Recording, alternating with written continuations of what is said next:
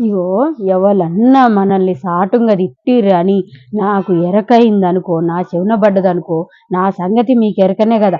అయిపాయే ఆళ్ళ సంగతి చెప్పుడే చెప్పుడు ఇయ్యాల. చూడుర్రి రప్ప రప్ప రప్ప పోతా. అర్ధ కిలో చిక్కుడుగాయలు కొనుక్కొస్తా. చిక్కుడుగాయలు కొనుక్కొస్తా. అర్ధ కిలో చిక్కుడుగాయలు తెచ్చి పట్టా పట్టా పట్టా పీకి అవతలేక ఎండిపోయినా కానీ కొనుక్కొస్తా. అంటే నేను కొనుక్కొచ్చి గిల్లుకుంటా తిడతా.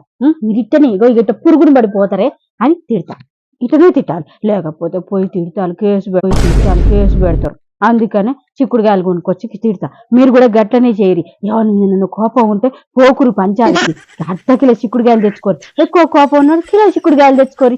కిలో చిక్కుడుగాయలు తెచ్చి గిల్లురు. అయ్యా ఇంత గట్టిగున్నాయి నాడలు కూడా రావట్లేవు. అయినా పర్వాలేదు, అయినా తిట్టుడే. ఏమే నిన్నేమన్నామే నువ్వు మమ్మల్ని ఎందుకు తిట్టినవే అని అన్న.